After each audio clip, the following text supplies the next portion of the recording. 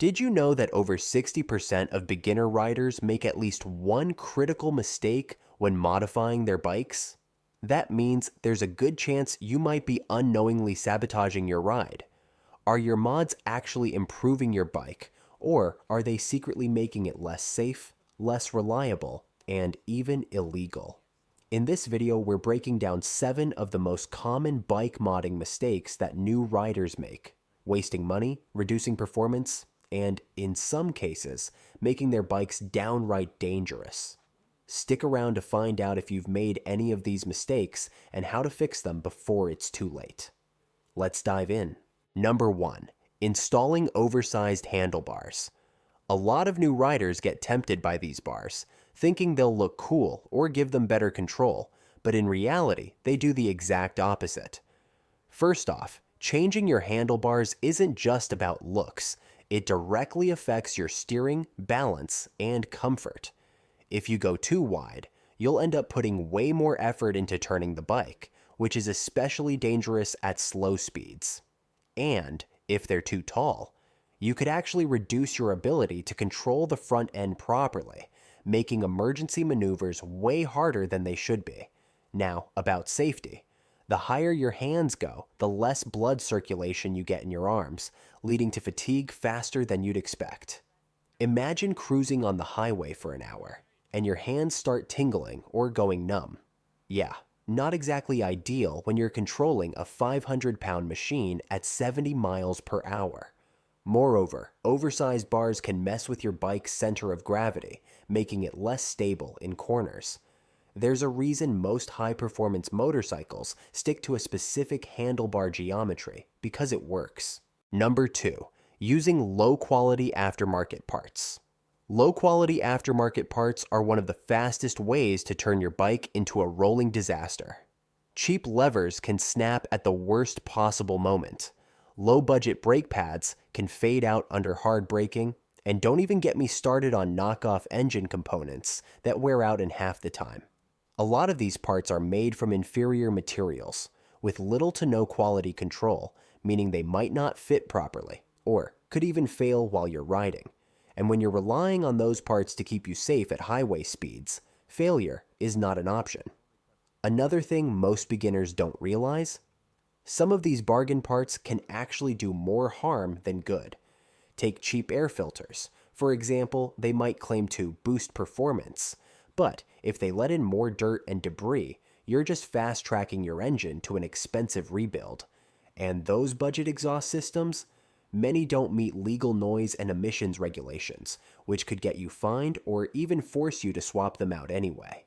Number 3. Neglecting suspension upgrades.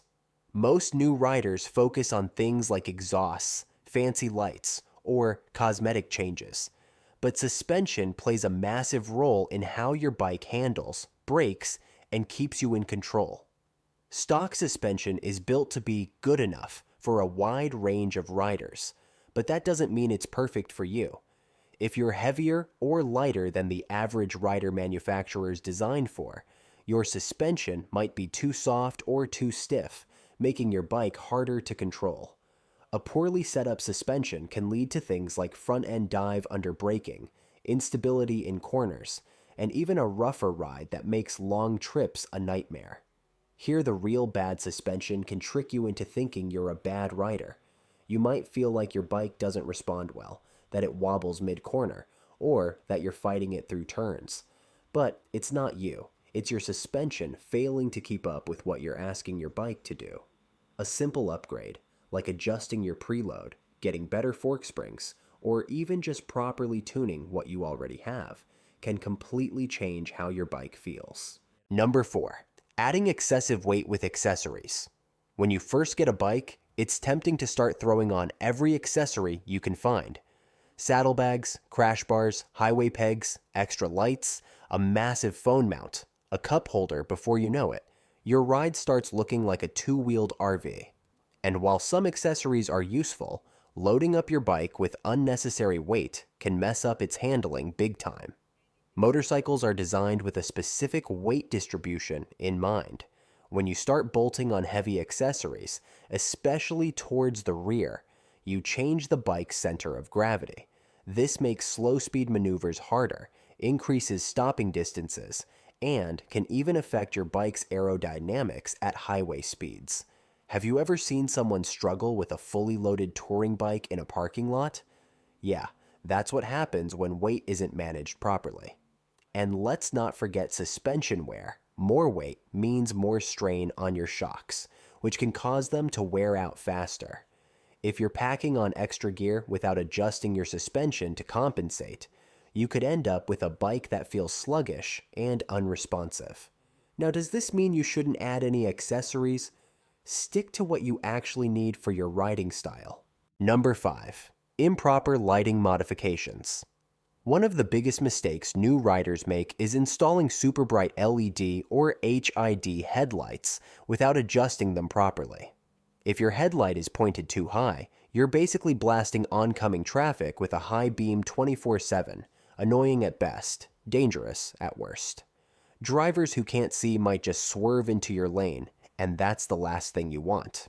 On the flip side, if your headlight is too dim or incorrectly positioned, you're reducing your own visibility at night, making it harder to spot road hazards.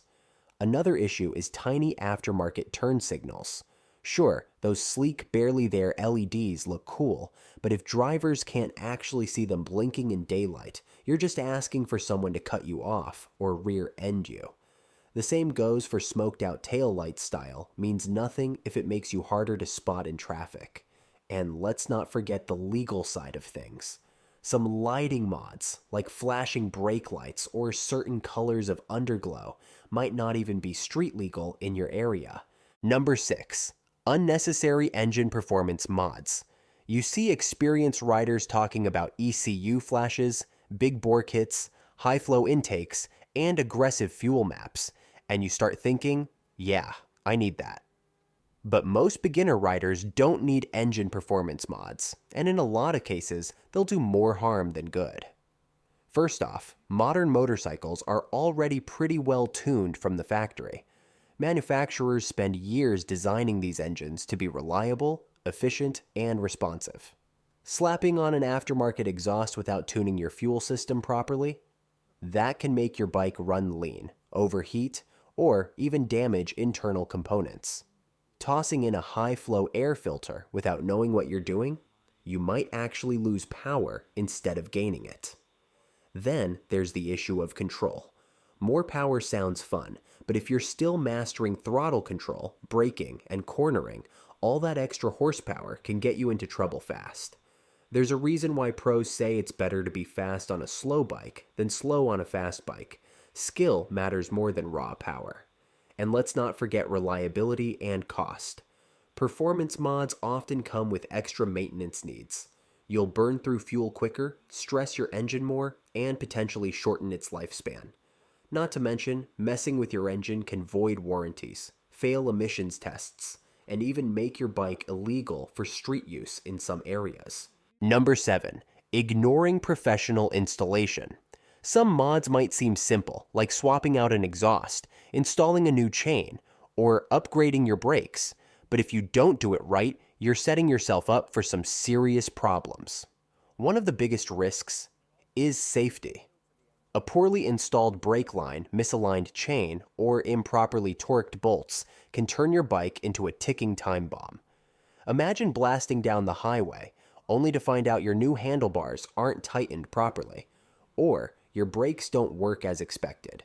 That's not just an inconvenience, it's a full-blown disaster waiting to happen. Then there's the performance factor. Mods like suspension tuning, fuel mapping, and electrical work require precision. If you don't set them up correctly, you might actually make your bike perform worse than before. A badly adjusted suspension can mess up your handling. A wrongly installed fuel tuner can make your engine run rough, or even cause long-term damage. And let's not forget warranties and resale value. Many manufacturers won't honor warranties if they see that modifications weren't installed professionally.